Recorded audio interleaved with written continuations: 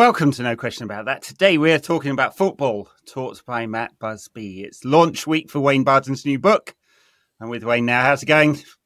Yeah, just I was saying to you just before we started recording, I'm right in the middle of release week anxiety. It's a strange one. Everyone's been very generous so far who has read it, but there's nothing quite like that 48 hours before it comes out and just wondering if it's going to take. But yeah, Cup final nerves. You've done the prep. You've done all the tactical video analysis. You've done your homework. You're ready. Yeah, and now you can't brick it. The final moments. Are you doing events for launch week? Well, there might be one planned for Waterstones in Manchester next week, April the 2nd.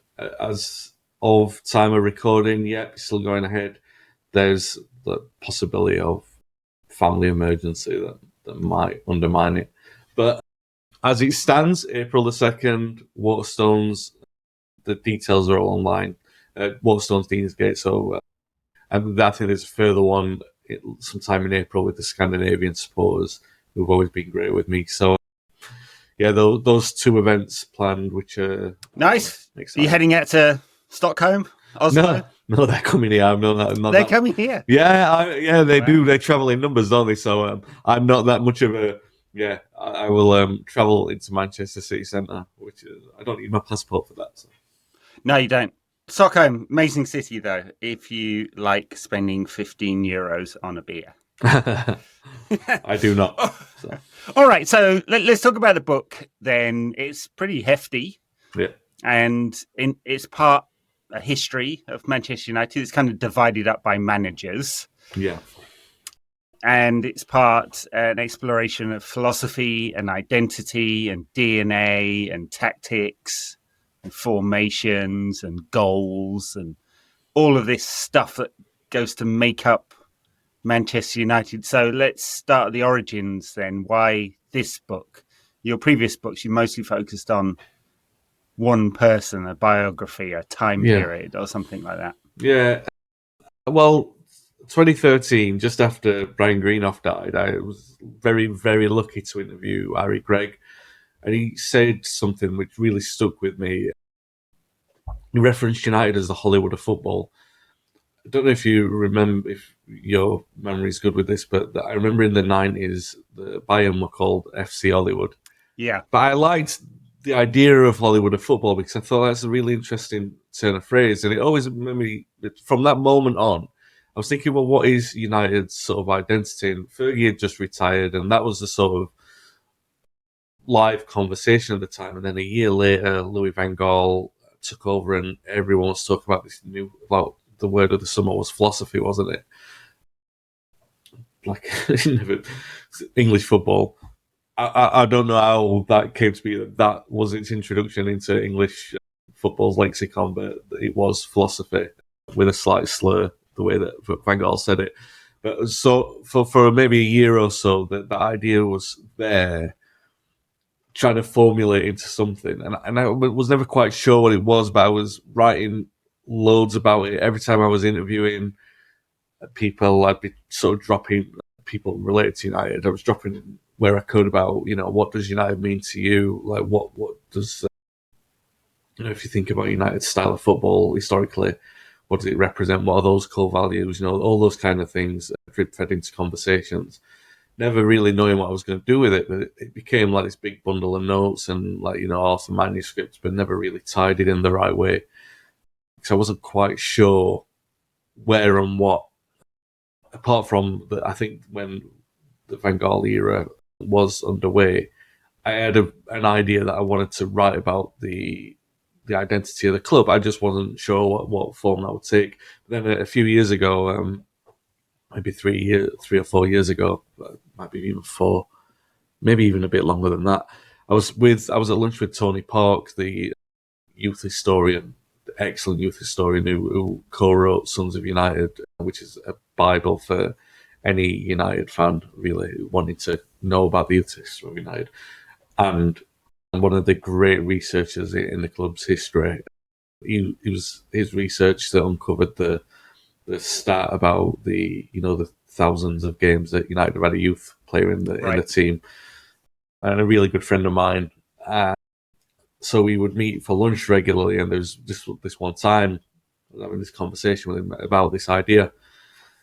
And the idea, then I got the formulation for it. Like, I wanted to write a book about United's identity, going through all the managers, because I was starting to see a common theme, or even if there wasn't a common theme, I could see the conversation. I could see what I wanted to do with it.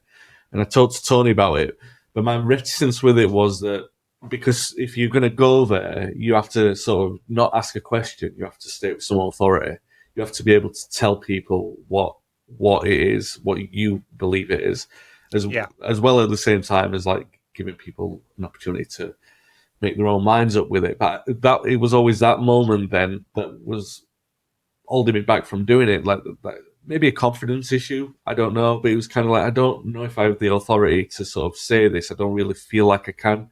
And it was literally only that was stopping me from doing it. But Tony was like, well, nothing like this has ever existed. And if not you, who's going to do it? Not like like you're the best person for it, but it doesn't exist. So why would you stop it? That stop you from doing it. So I sort of got the impetus from that, really, kick up the arse to do it. And because I had all the notes and everything sort of came into place a lot quite quickly after that. So it was like, over the sort of next 6 months, I had two people who would always proofread all my work. There were Tom Clare. Anyone listening to this will know the name Tom Clare, and Barry Schmeiser. Maybe not as well renowned as Tom, but he was a South African Red who his collection was incredible. He had a connection going back to the 60s and 70s, like he would travel over from South Africa. He knew Busby and Ferguson personally, and they would always read early drafts of my work, and unfortunately both passed away in the last couple of years. But this was the last of my work that they read, and they were both very enthusiastic and about it. So I thought, yeah, all right, I'm all happy with the direction that this is taken, and it's something that I can commit to print, and it looks like a coherent sentence the whole way through. There's the structure there. I know what I'm trying to say. And as soon as I had that kind of wind in my sails, then all of that was pretty easy to put together. So the actual end part of getting it all down was straightforward. But it took very, very long time to get there. Like I said, because I knew that it was going to go right back to day one, because there's the idea of like the United's ideal philosophy starts with Busby. So you could write a book in and of the Busby era itself and just say that this is what United is. But I thought, if I'm going to go that far, I might as well just do everything and see how it connects. Yeah.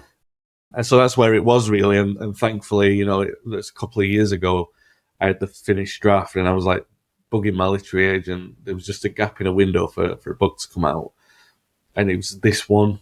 I don't know why. I just had this really strong feeling about it. I know that I feel it's my strongest work. And I had lunch with Tony Whelan, who was the assistant academy director, who was the assistant academy director, and I had associated with the club going back decades, first as a player in the 60s, and then as a youth team coach for the last 40 odd years, really. Nobody knows United's history as well as he does in terms of like from the inside. He's the best person to talk about its identity and culture. And I sent him the final draft of it, and he was very enthusiastic about it. He agreed to do a forward for it. And I think because he agreed to do the forward, and at that time I didn't have a publisher, it was just about getting everything in the right place. He was so enthusiastic about it, and I was so then vindicated by the premise of the idea that's how I pleased to my literary agent, can we find a place for it? And Reach have been, they've designed an incredibly looking, it's stunning cover and just a beautiful book. So yeah, that's the journey of how it got there. A very long time, but I'm delighted. All right. and anxious that he's finally here. Well, we'll see. Big cup final comes on the 27th, so yeah. Don't choke, Wayne. Get it out there. No, okay. Let's. So it's structured around two tent poles of Busby and Ferguson. Obviously, yeah. The former really about the setting the stone for the philosophy, but actually it begins earlier than that with the pre-Busby years, kind of setting the foundation. So why were the 30s important for the coming of Busby, and what did that mean in terms of the structure of United? Did we already have an identity then, or did it come, because that's 50, 60 years after the club's formation? So why was that period important? It's funny, isn't it? Because there are like multiple rebirths of United or regenerations. If you look at like the stepping stones to the generations, first of all, you've got the formation, then the rebirth from youth to United. You've got threatened bankruptcy when Gibson comes in, moved to Old Trafford before that, Munich, bombing of Old Trafford, all these things, relegation, all these little different rebirths, catalysts. United, in terms of their identity, were formed in many ways before the 30s. So a lot of things that we commonly associate with them nowadays. This, first of all, the ambition has been there since the founder, Frederick Attock.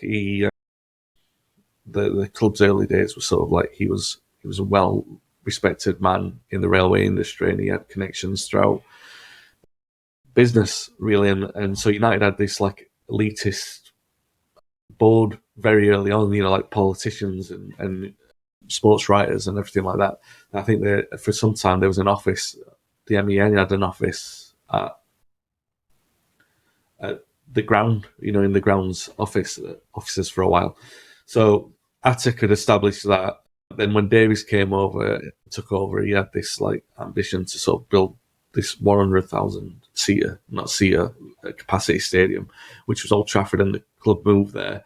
Coincided with Ernest Magnell becoming manager and the first Manchester City scandal, which enabled them to acquire all these players. The United already had a really strong title-worthy defence, but then they had a collection of great attackers attached to that. Important side point there, though, Wayne.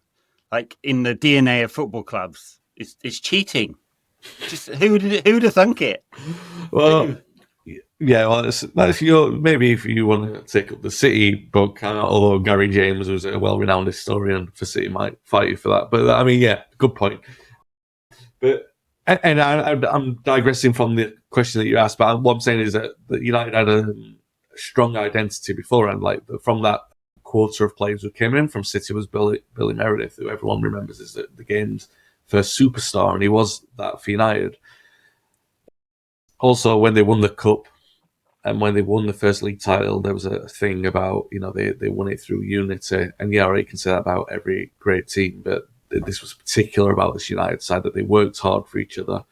And they wasn't always the star that took the glory on the big days. For example, the FA Cup in 1909 was won by Sandy Turnbull, who was kind of like the workhorse of the team. So if you can imagine Wayne Rooney scoring the winning goal in the Club Cup when we've got Ronaldo was the best player in the world, that kind of dynamic. So those kind of things, colloquial and contrived as they may be, they were still there, present in United's identity. The 30s are important because United were destitute. They were about to go bankrupt. They couldn't afford to pay any of the players.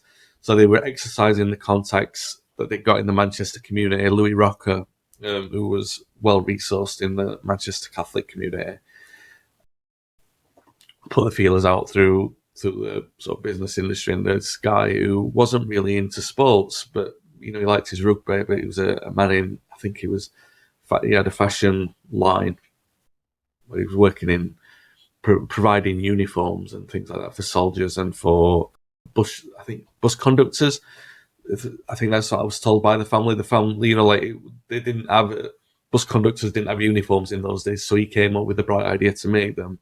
So it was a profitable line for him, and he was making a lot of money. But he wanted to get into something different, and they offered him this route of saving a football club, which was appealing to his ego. United were financially really, really struggling. They couldn't afford to pay the players.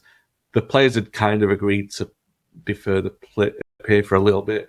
Gibson came in and said he was impressed by the spirit there, and sort of said, I'll pay you all after Christmas, and he bought them all a turkey, you know what I mean? Like the show of wealth, that kind of thing. So when he had time to look at the clubs... Can you imagine that today?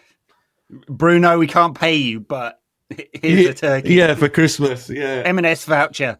I reckon Bruno would go for that. Maybe not one or two others, but Bruno, you can see having the sort of togetherness to go for that. But so Gibson came in and he was like a great pioneer all of himself. I know they had Crickmer, Rocker already at the club in terms of strong employees who had been there a long time already, but they were the two dominant figureheads at United. But Gibson came in and he had plans, like he wanted to improve the traffic infrastructure around the ground so that supporters didn't work then. He appealed to the supporters groups, like he was offering season tickets and stuff like large advance payments and things like that from the supporters to sort of get behind the team, to sort of give their pledge. So he was doing all these things to sort of connect with and also pledging transfer funds. But the idea was that I'll do this in the short term, but we can't. If United aren't turning a profit, we need to be able to create something that enables us to turn a profit. And that's where the genesis of the youth system came, with Crickmer and Rocker, and then they eventually hired Scott Duncan, who was a manager from Scotland who had good contacts, but he also believed in bringing youth through.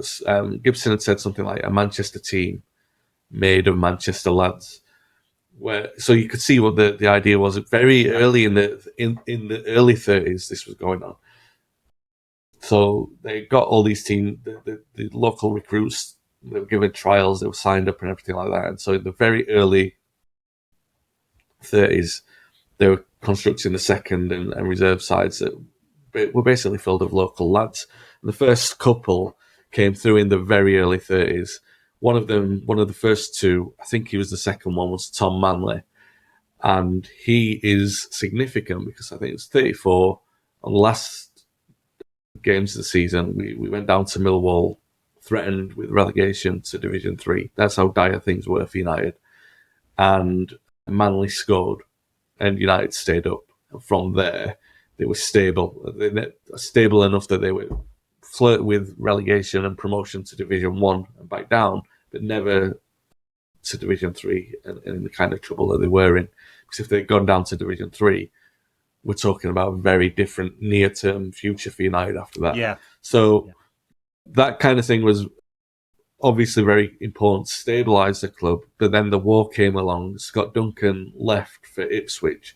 The framework of what he left was already in place. Gibson had sort of backed off with the high fees for players. He kind of, at that point in when the war came around, it was like, well, I've already invested a lot in the players. We now want to see the rewards of the youth system. So this is before Busby came in charge, and you've got Walter Crickmer, who's the manager, obviously the war team at the time, but also de facto working with the youth team, or what, the I think it's the Goslings, the brothers who were local amateur side, who sort of agreed to take on some of the young players so that they could keep competitive during the war. And during this time, United recruited loads of players who would eventually become renowned for being in Busby's first great side, which were the likes of Johnny Carey, Charlie Mitten. Carey was an inside forward, one of the great players of his day, but he was retrained to play further back. The idea being that your defensive players were the players who usually weren't good with the ball, but if you retrain the forward players to play in there, if they had the willingness to do that, then you could have a team that was more well-rounded and could attack from all different sides. Which is that was the work of Crickmer, really. It was something that Busby inherited and got a lot of praise for because it was part of Busby's philosophy as well. But you're asking what was Busby inherited. So all of these things were the majority of the 1948 side, which won the FA Cup under Busby's first trophy, and the majority of that side that won the first league title under him in 1952 were already there. Yeah. When he took over. Kind of leads to the question, like, how much of a philosophy did Busby bring in versus was already there? Did the club try to recruit him for his philosophy? Like, what we come to understand of, Busby sides and Busby football and the identity of the club. Like, how much did he bring with him to help construct? Well, he believed in entertaining the supporters, and I think that's something that, they wanted there anyway. Remember, he was 36 when he was given the job, and he demanded full control, which was an unheard of thing, especially for like any manager. But for a manager who was that young, we were coming out of an era of secretaries and boards and committees selecting sides, and boards deciding, chairman in particular, singular figures who ran their local clubs. They were the ones who were saying, this is what went with the football club. So Busby was asking for a lot of control within that. But he did have, it wasn't really like there was a structure of this is how my footballing philosophy is going to be. When they're having that conversation, it was more a line of he was demanding full control. They had to talk about general ideas like we've got a young team here. The stadium is just being bombed. You're not going to have a lot of money in the near future. Can you make do with that? And I think Busby's kind of trade-off for that was, I can deal with those constraints as long as you give me full control over that. Now, the master plan was like, recruiting younger players and everything like that. But even that wasn't something that was immediate. So Busby's first idea was like, in the time where he'd spent out of football, where he'd been a Liverpool player, and he was thinking about going into coaching, I think most of his coaching ideas were formed during the war, where he was spent going around with different soldiers, because he was a decommissioned soldier going around playing these football matches that were raising morale for different soldiers. And Busby was part of a coup that Brazilian footballers in it, and he would watch these Brazilian footballers play with liberation. Like, it's very, very weird to explain this to, because it sounds so backwards.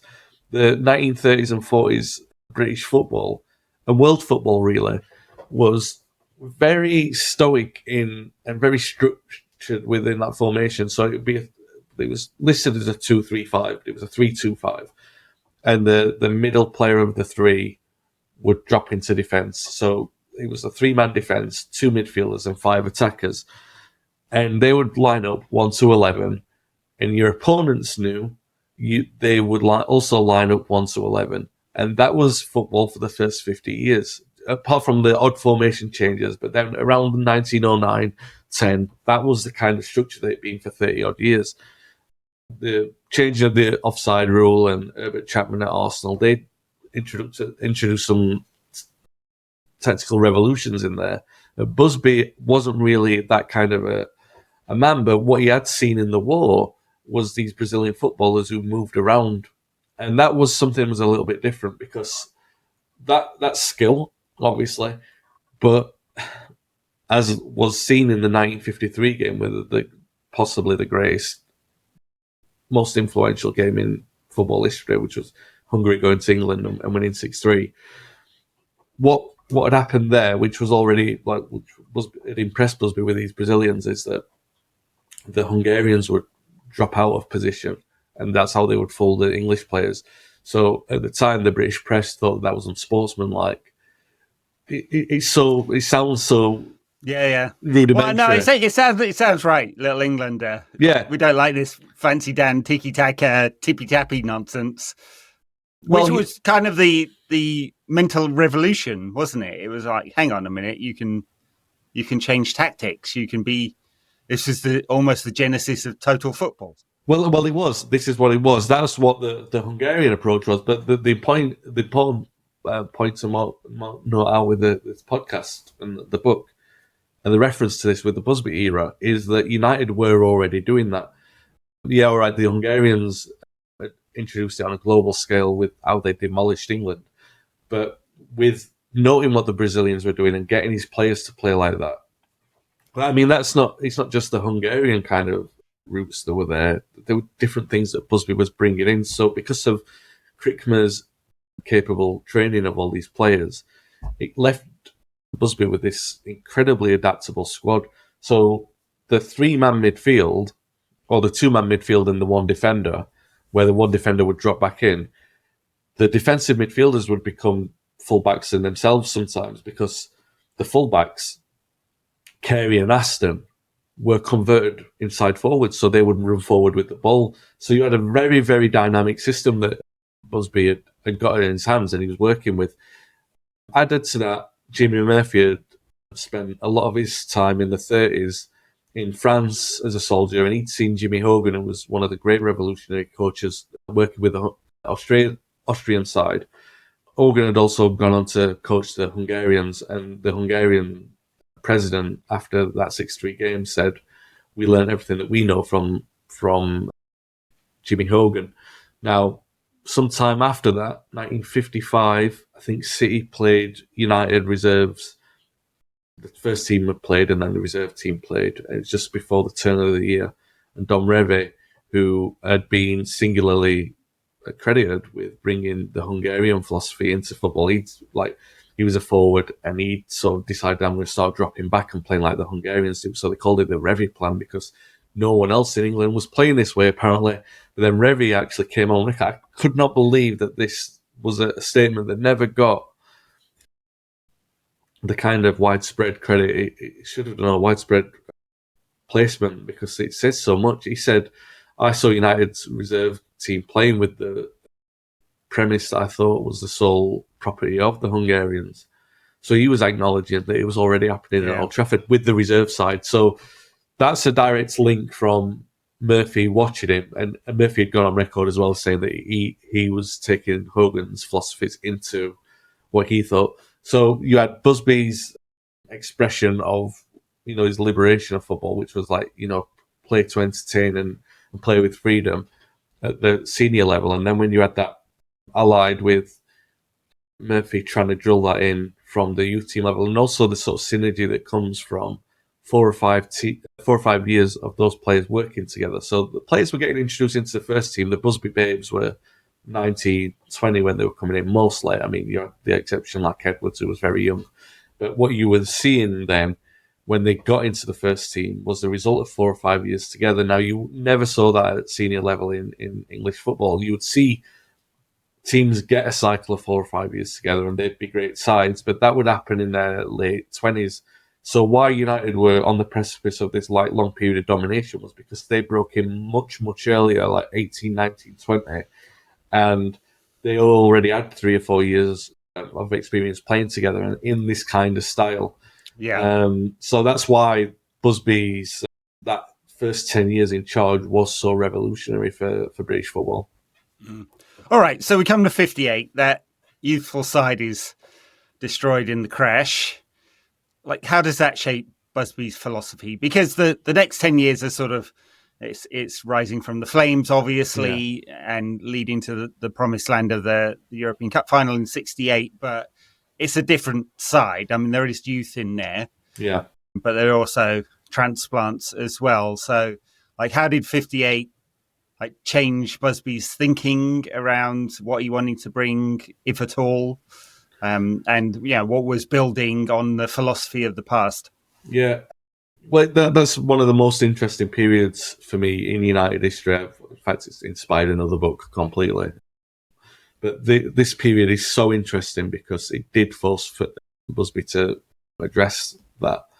The knowledge that, again, the landscape of football being very different. To be in the European Cup, you had to win the first division. To win the first division, you had to have a very, very, very good team.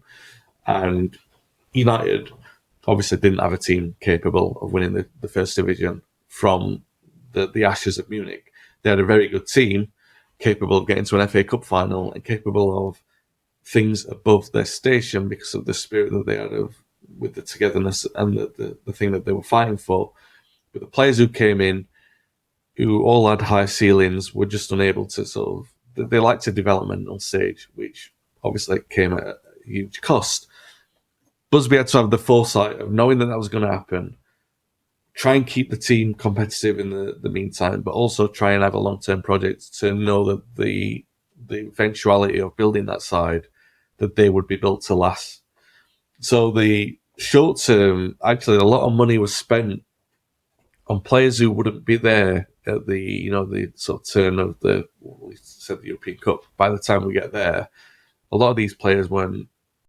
Maurice Setters came in, Noel Cantwell came in, Albert Quicksall was a record buy when he came in. Busby had known to expedite the club's short-term needs, they would have to, spend big in order to do that. That was funded largely by those players who came in after the crash and had excelled, in order to buy a replacement for Tommy Taylor, he wanted David Hurd. Now, how to generate the funds to get David Hurd was to sacrifice Alex Dawson, who'd been an incredible striker after the crash. He'd done incredible things. His projected potential would have been much higher, but the needs must in that short period of time. So it was like sell him for 20,000 and buy Hurd for 40,000, you know. Sell other wingers who were doing quite well and bring in other players that, you know, bring in that hard-nosed backline, bringing in the experience that they'd lost.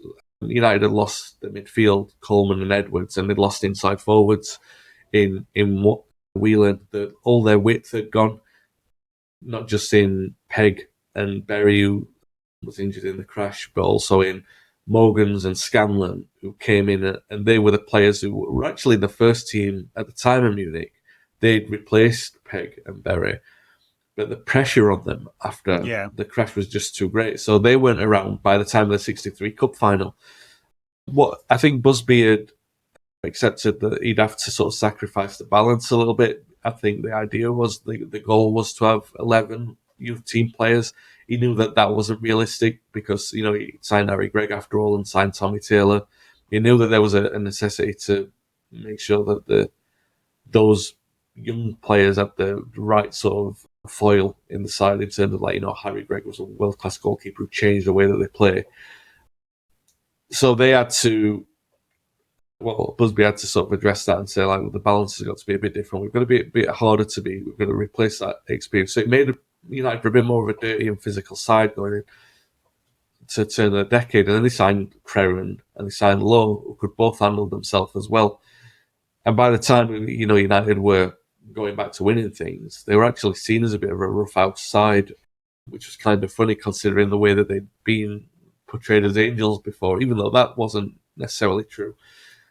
I think it's more about the balance with Busby, that he'd sort of said, all right, I will have to make it maybe 50-50 about brought in players and built players, but the idea was always Murphy had promised him another Youth Cup winning side, maybe out of, you know, some kind of emotional thing, like, don't worry, we can get back to where we were. But the idea was build a great side, and then feed the youngsters back into it again. And that's what, I mean, they were able to do that in the space of 6 years. It's incredible because, I mean, one thing is finding talent and developing it, but to have the requisite talent, do you know what I mean? It's not very easy to find that. So, well, the 68 side has famously, obviously, Best and Kidd, both 18 and 21, I think. Best 21 with Best, So there's some of that continuation on into the 68 Cup win.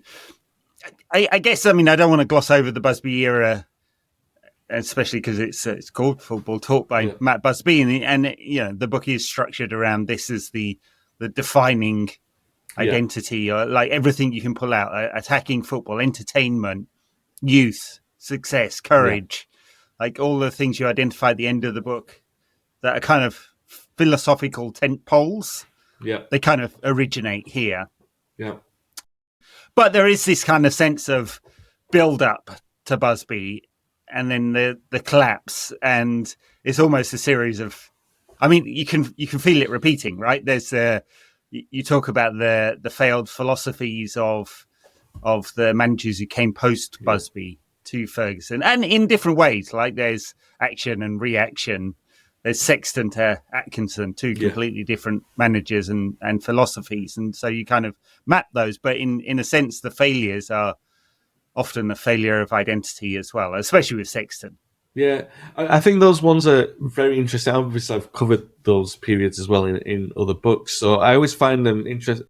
To write it from the perspective that it would go in this book was interesting. That you have to be more fair to a football manager's philosophy, because you can't just like say that, well, the results say that it doesn't work out.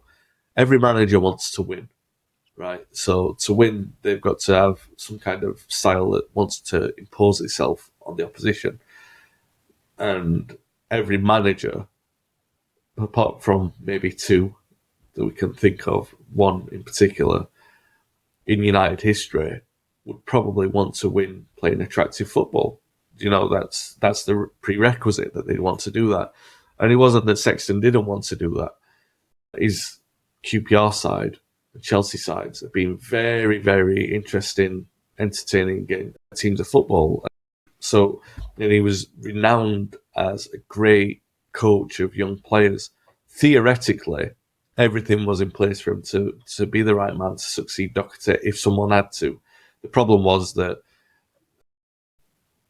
like when you have a car and the car has got all its faults, but you know how to drive it, and it doesn't really matter that it's knackered or blah, blah, blah. Any kind of issue, it's your car, and you know, like, you have to bump it a certain way in order for it to run smoothly. It's kind of like Docherty's side. They were beautiful to watch, and the energy would leave you breathless, but they were so indoctrinated in Docherty's philosophy. Like, even Sammy McIlroy, who was a legend of United, said it shouldn't have worked, referring to Docherty's philosophy, because it was too attacking. There was no concentration on opponents, or little concentration, a little bit more than what Docherty would be given credit for. He was smarter than that, in the same way that Atkinson was. But yeah, the principle remains, where Sexton was more thoughtful and cautious. Now, the funny thing is, you mention him, and also Van Gaal later on as a more obvious person in this lineage, but Sexton was a big believer in total football. It was a fad in the 70s. It was introduced very, very, this is the point I make in the book as well, like, total football isn't what you think it wasn't. It wasn't at the time what it looks like today. You watch the 70s Netherlands side, they are hunting in packs for the ball. It looks like a playground, but it worked at the time, and that's kind of what Docherty's United were like. What Sexton wanted was a little bit of structure to it. He wanted organisation, he wanted instruction, but United had a lot of players who were the cavalier. They didn't play on instruction, they played on instinct, and it shouldn't have worked under Docherty, but it did work, and it worked in that kind of philosophical way that it was more smart than it looked. Whereas when Sexton tried with the instruction, it was just oil and water as far as this side was concerned. So the idea was, unfortunately, lose the instinct from that side, which was Gordon Hill was the main casualty, and then Brian Greenough, who was an attacking defender. He brought, like, a sweeper. United played with two sweepers, so two Ferdinands, if you can imagine that. Buchan and Greenough both brought the ball out. Again, shouldn't have worked, but it was working. Whereas Sexton wanted a bit more order. And he was a big believer in total football and the Hungarians. He had Gordon Hill in watching videos of Hungarian wingers, which shouldn't be a bad thing, but we know the story about videos and players, don't we? David Moyes tried that. For some reason, just doesn't work at United. You've got to encourage your player to be more confident to do it their own way. And so the idea was right, much as it was with Van Gaal. You could say that his own ideology of football is absolutely fine. This is why, people who've listened to me on this podcast for the last few years, where I've talked about Tenor, when I've said I want to see a little bit more, will know now where I was coming from with that, is that you've got to see whether or not it's instruction or instinct, and that's where Sexton fell down. But history, of course, history distills things into, like, bite-sized pieces, and you definitely haven't done that here in this book. There's a lot of detail. But history will remember Docherty and Atkinson in a very different way than they'll remember Sexton and Mourinho. Well, and is that to do with the ties to what we think of as United's identity? Like, are we like romantics, and the winning the FA Cup in 77 and just losing out in 79 is more important than anything that Sexton achieved? Well, obviously it is, because he didn't achieve much. But does that mean more because it's in a certain style and an identity that somehow we can instinctively grab hold of and go, this is the thing we want? Well, from a non-romantic point of view, from a purely football, like, this is the philosophy, and this is the romance, by the way, is right throughout your introduction to the book. And I was thinking Paul Wayne's wife, she's wanting flowers and chocolates and a nice dinner on Valentine's Day. And what does Wayne bring her? Hey, you've got to look at this, Hungarian second division side from 1951. Look, I've cracked it. That's the philosophy. My wife and my best mate have banned me from saying the words Jimmy Hogan ever again. For the last 5 years, that's all they've heard.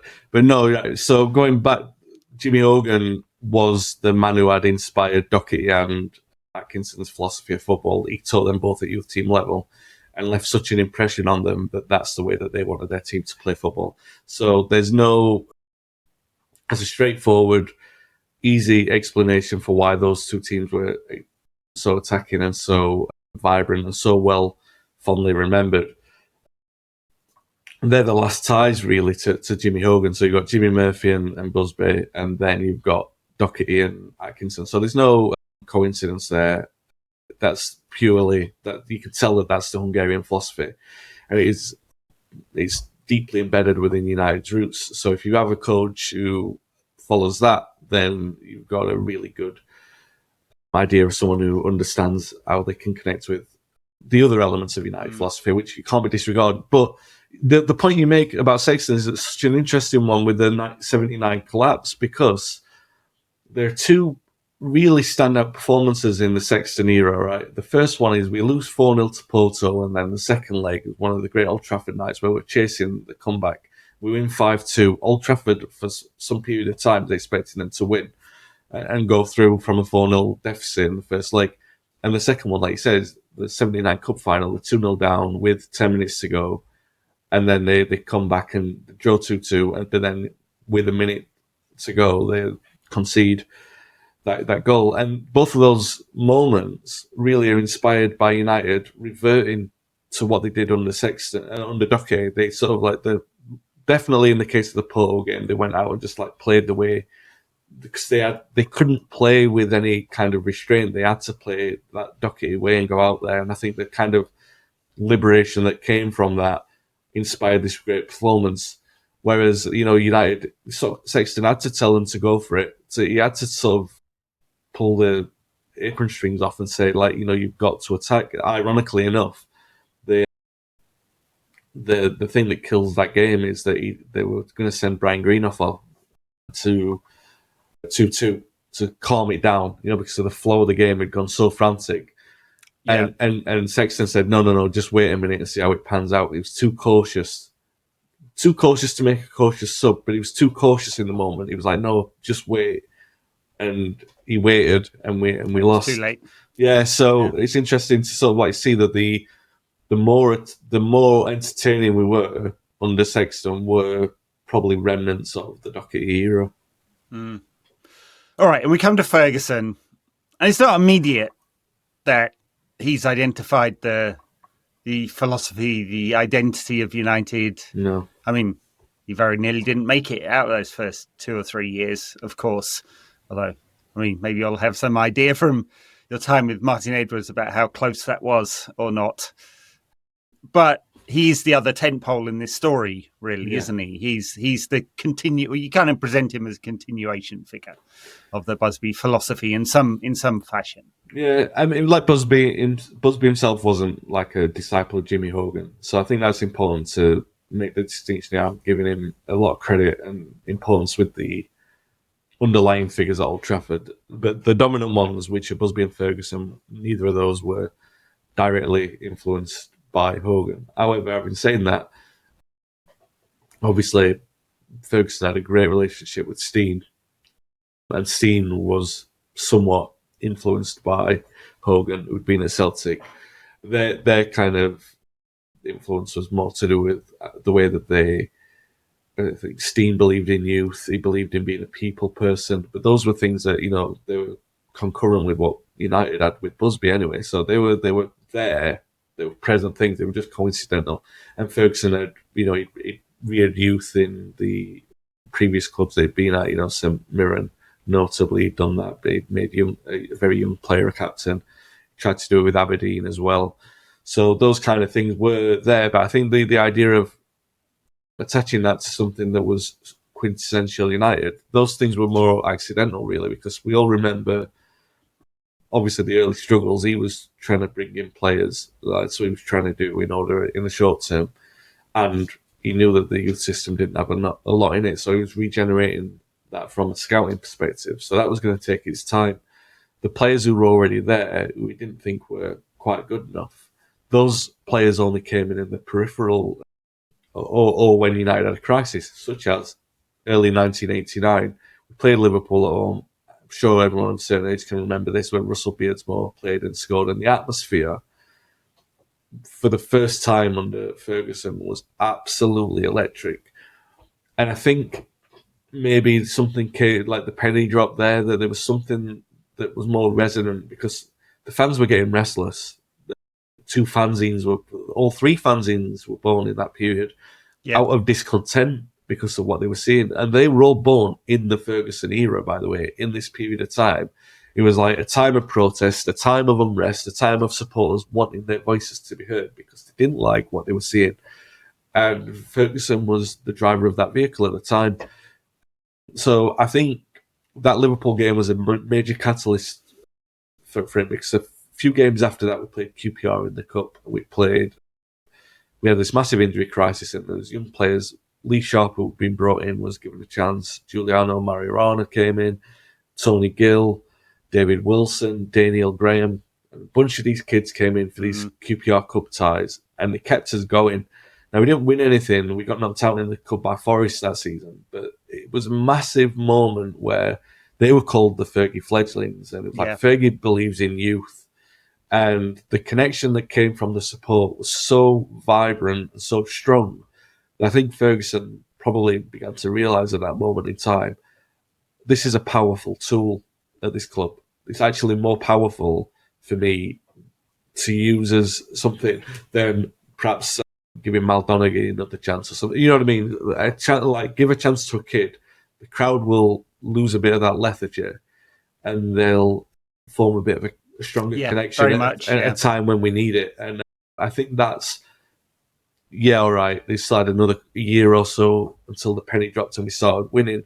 And Martin Edwards, like I said, there's very much the theme of like, how close was he to getting the sack at Forest? Well, Edwards always says no, but he also does add, what if we hadn't won the Cup, or if we hadn't won the European Cup Winners' Cup? That next 2 years wasn't set in stone. He had to keep progressing and doing that with the acknowledgement of these elements of United's identity, which he started to pick up. Well, the fledglings, none of them really made it. I mean, I guess Sharp maybe had the most prominent career out of all of those. He was a transplant brought in from Torquay United. Yeah.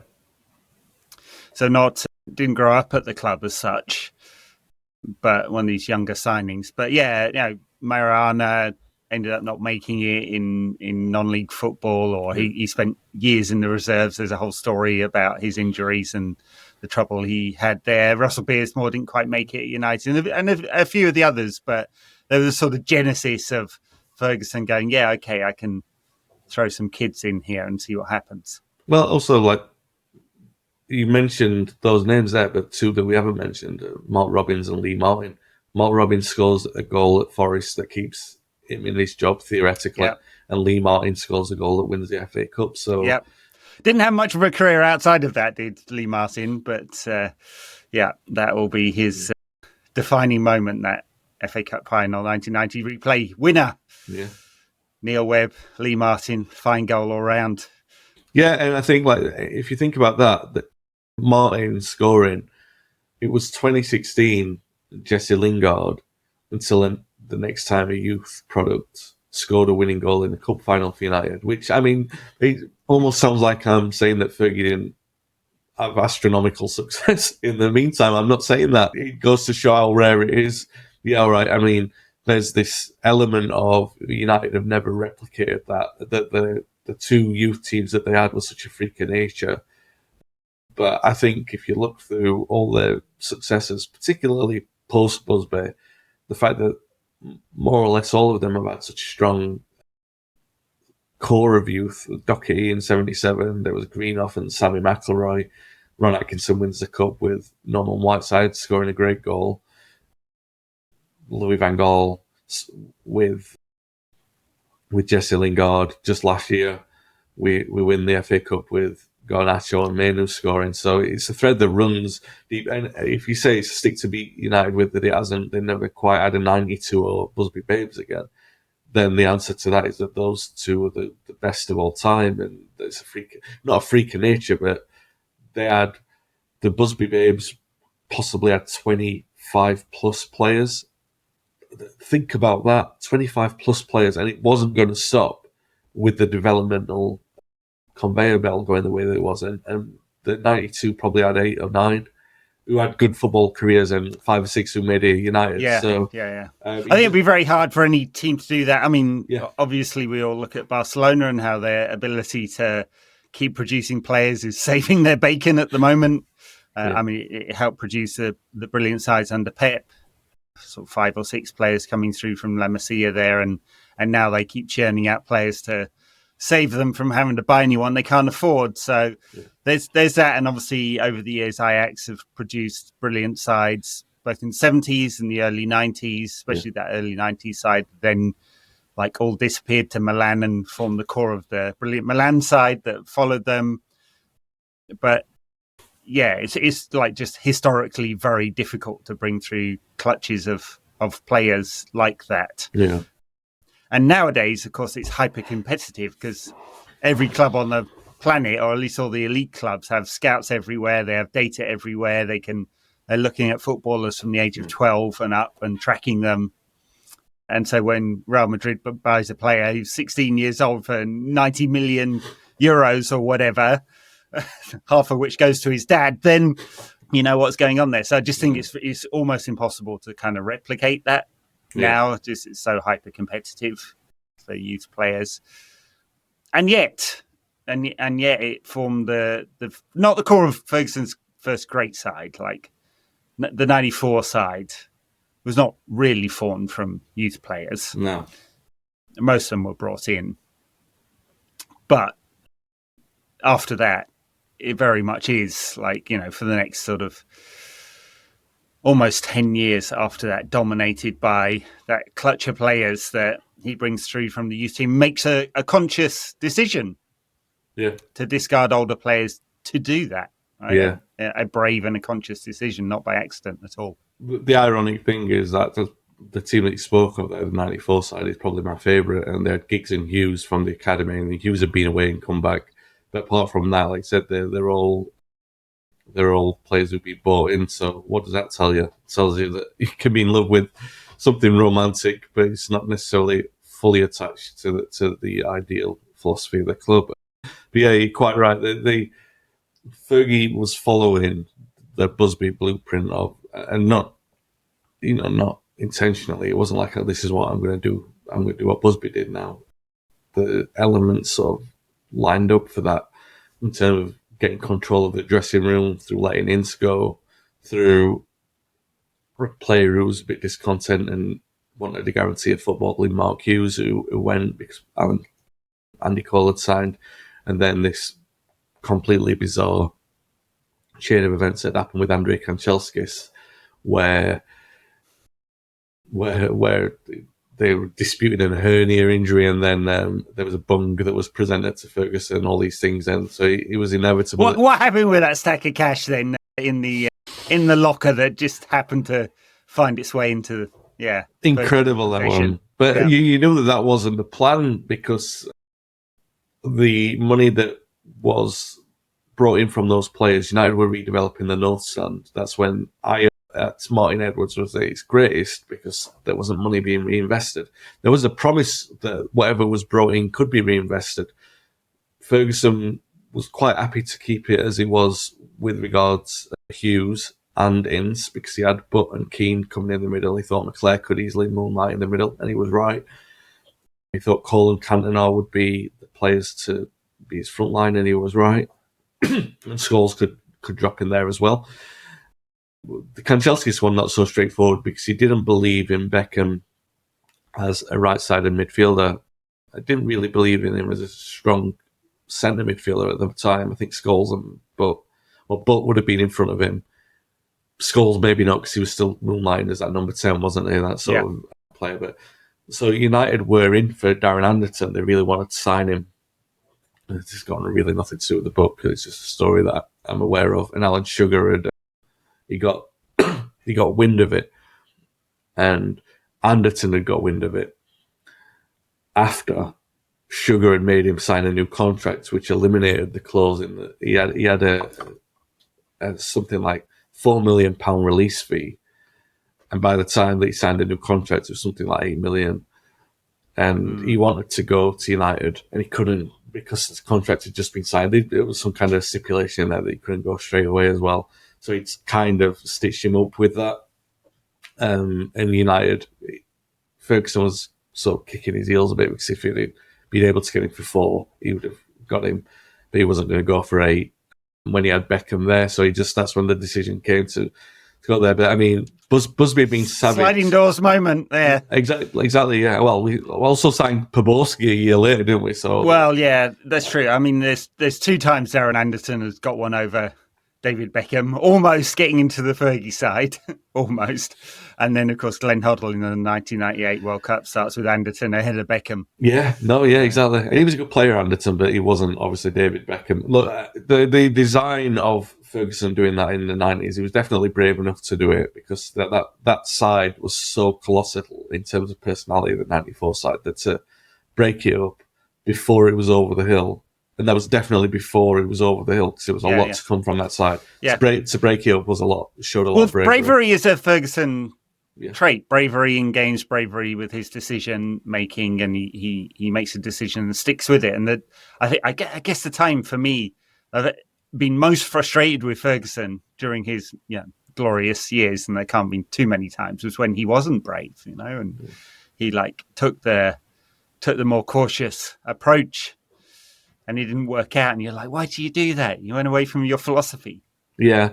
What has gone on post Fergie then? I mean, obviously, I don't want to relitigate the whole buying the wrong players and the whole commercialization of the club and the Glazers and the debt, and we know all that story. But if we're talking about this book, which is about footballing identity, It seems to have departed so far from Ferguson post him and the managers we've picked, and somehow we convinced ourselves for a little while that this guy's got it, this guy understands it, and none of them do.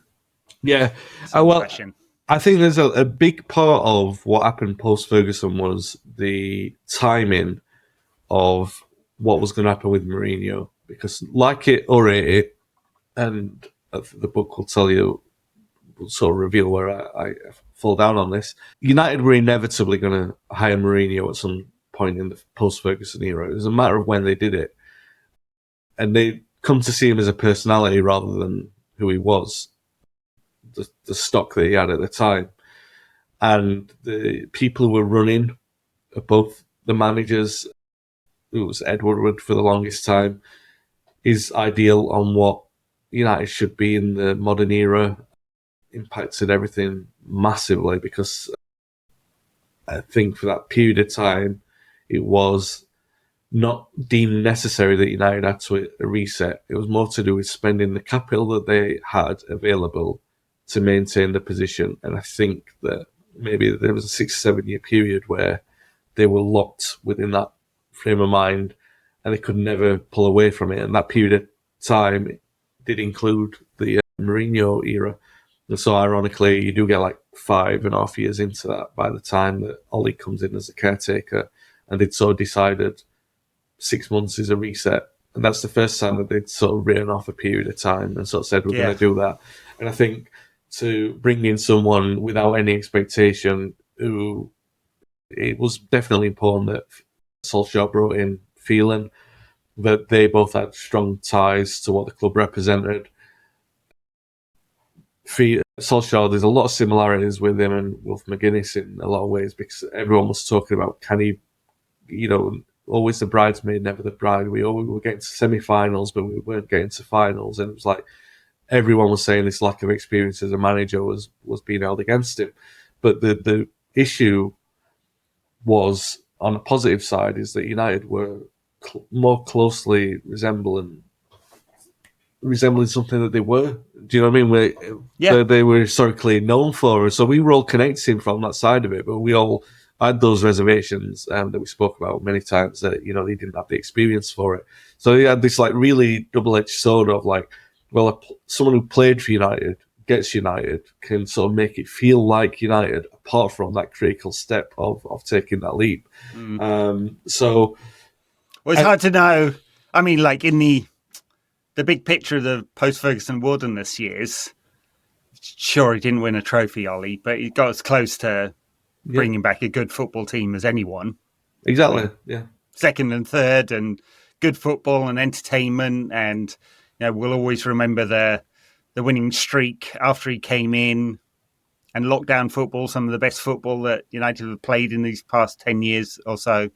Yeah. So also the Ollie thing has been hampered by the. It's not all that, because like I'm saying, his inexperience did cost him in critical moments, but we cannot discount the cost of the ownership and the debt that was left. Because that's when it first crunched us. Really, was that summer when we made the decision to sign Ronaldo and didn't sign the players that we actually needed.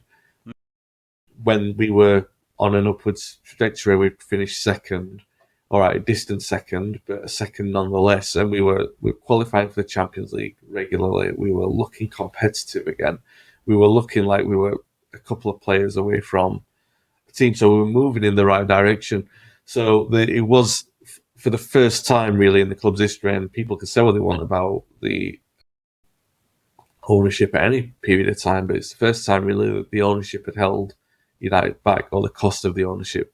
That even in United's most difficult times under Edwards, no one could say, well, we didn't spend and that cost us. Do you know what I mean? But whereas we couldn't, because of the cost of the debt, and it cost Ollie, and I think United is still. I'm not saying that Ollie was.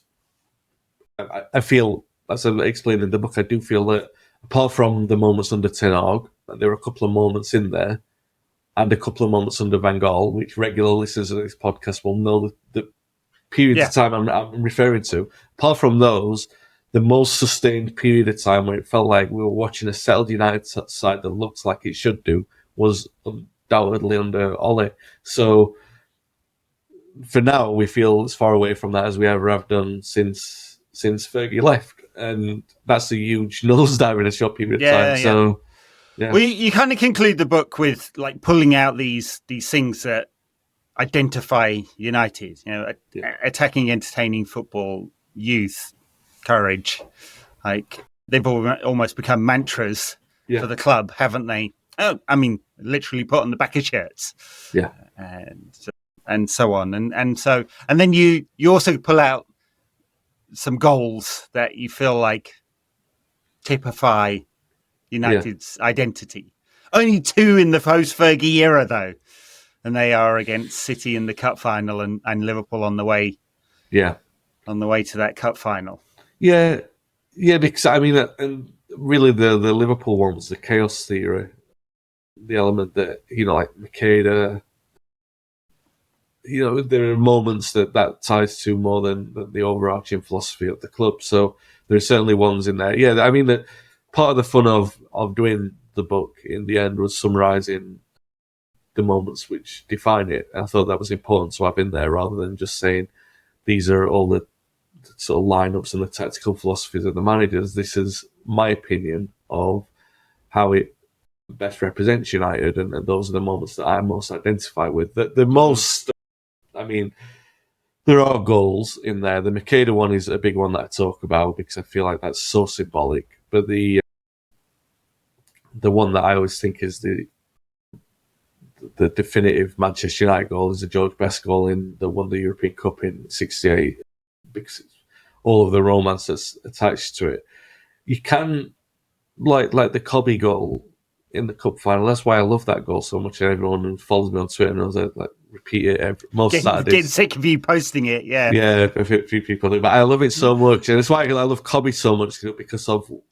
Firstly, yeah, he represents that, but secondly, the goal itself is just, it's because it's so attached to who we are. It's so part of who we are. And when you see something like that and it wins a trophy, it's like, you know, Mark Hughes scoring in 91, or, you know, in the Cup Winners' Cup final, or even Lee Martin scoring. If you were there for that moment, and that's it, those moments which were the end of the old era and the start of the new under Ferguson, they have special resonance to them. And well, there's this sort of tension between romance and results, isn't there? And ideally, you have both, right? But what United fans will accept is the romance and the moments without all of the results, as long as they have that. Yeah. And it's where it's the crap football and the crap results that it's like really hard to, or nearly impossible to take. The new man, do we see anything in this new man? Like there's people talk about the formation and how much he's wedded to the formation. He doesn't, right? He dismisses that. He talks about philosophies. Yeah. And ideals. And which kind of, I don't know if he's the man or not, and he's in a very difficult position. The club is overall, but there's something about him feels like he wants to play the right kind of football that would fit with United, even if the 3-4-3 is not exactly. You have to go back 60 years to the last time United were regularly playing three at the back. Yeah, no, that's a fair point, and it is I mean, I've not really covered Amorim in the book because I don't want to. No. I didn't want to do that while he was happening. Actually, nice timing of the club to sack Ten Hag in terms of the book being published, because it gives it a rounded conclusion to that. But the early conclusions that someone would take from reading the book and then thinking, oh, how does that correlate with what we're seeing with Amorim, is that, first of all, the formation change is massive. The only time that that's really been done has been Van Gaal, where he's done something that was a different formation to what the common one.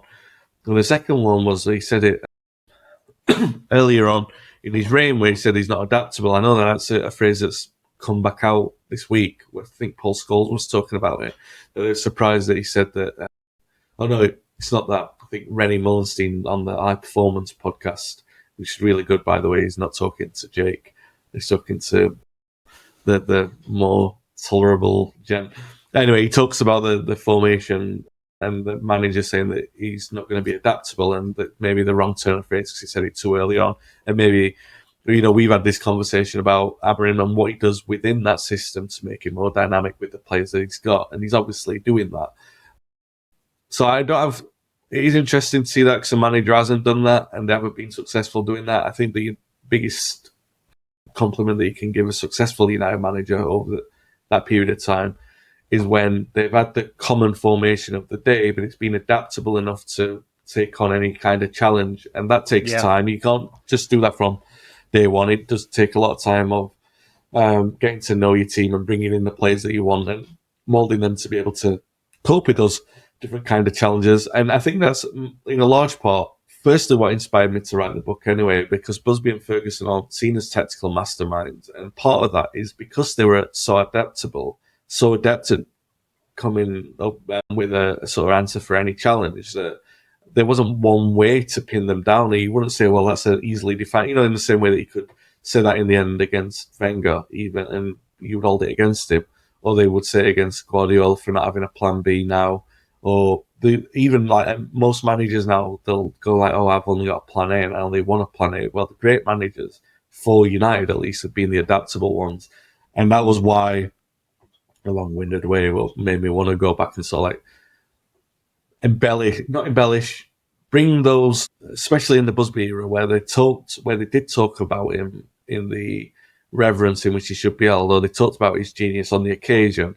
Because very often in the 50s and 60s, they would be confounded by it, and then saying, oh, what is this kind of football that Busby's playing, and is it tactically brilliant, or is it just a style? And you know what I mean? They were even devaluing it then in a certain way. So I wanted to give that Busby and Ferguson the sort of flowers that they deserve for because they are tactically brilliant managers. They were, and they did. Busby created something. Ferguson very much admitted he was following it as a custodian, but that was in a large part because they were adaptable. And Amorim, I would have to think, would have to be Yeah. Show signs of adaptability. Well, time will tell on that one, will it not? All right, that's Football Talk by Matt Busby, out on the 27th of March, and you can order your copies now from the usual places. Can you get signed copies, Wayne? Yeah, you can still do that. Just give me a message and I'll sort that out. I did have a link up for them, but I mean, now that was All like right. when most people wanted them, and now it'll be like drop feeding 1 or 2. So just message me All if right, you want well, slide into Wayne's DMs with your requests for a book, a signature, and a photo of Wayne. Kimono fully open. No. Good grief, don't promise that. Dearie me, that'd be a specialist one. All right, we'll leave it there. Thank you very much, everyone. You can catch us on YouTube if you're listening to this. You can catch us on the podcast apps. If you're watching it, you can find us on Patreon if you want the backers shows. And you can find Wayne in all good bookstores right now.